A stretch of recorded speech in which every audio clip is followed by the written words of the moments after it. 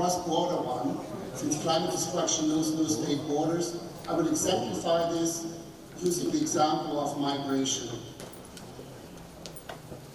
Now, migration, as we know, is the human face of climate destruction.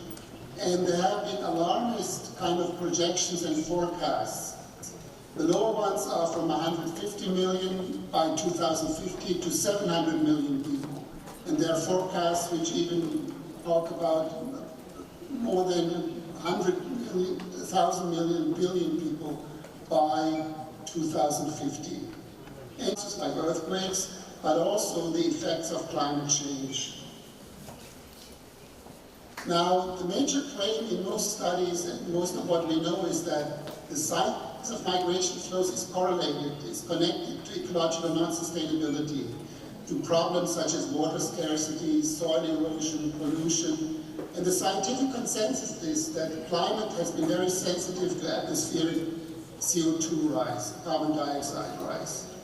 But climate change, just to mention it, is not only one of the planetary limits. Others are the loss of biodiversity, the acidification of oceans, changing land use, chemical waste, scarcity of fresh water, and many other problems we are facing. The main issue of climate destruction is that we live in the age of Anthropocene, humans as a geological force. We leave our imprint on sediments, on geological formations. And arguments, the sociological question. Now, let me talk about the state of the art, what we know about climate change and migration.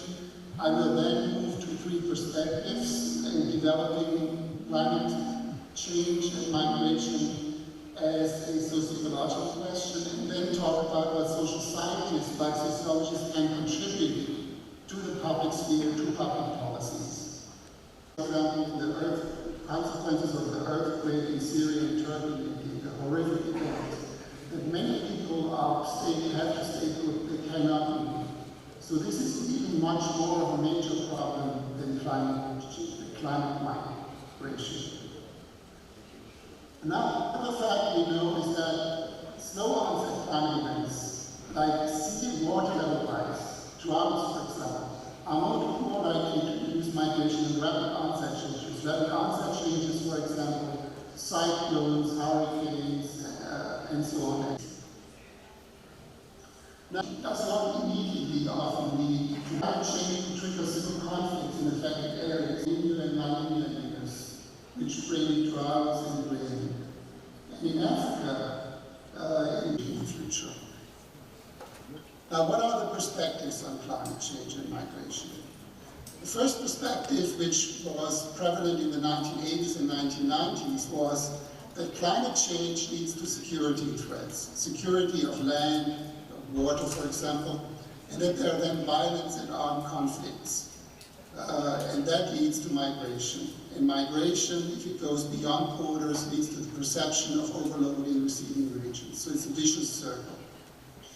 And indeed, what research has established is that those countries, those economies most vulnerable to climate change and the consequences of climate change and migration, among others, are so-called extractive economies, monocultures, economies which really depend on the export of raw materials and resources. These economies, societies are usually characterized by great wealth gaps, great income inequalities, repressed civil societies, freedom of the press is not ensured, and so on.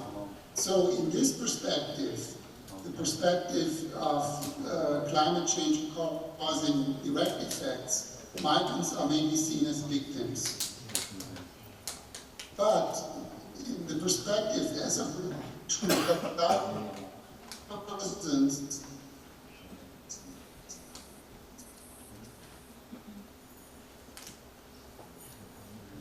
people they adjust, they are proactive, they control the flood, they adjust their crops to higher temperatures. So these are just a few of the means people can take. And this has led to a rethinking of adaptation in the course of climate change and migration.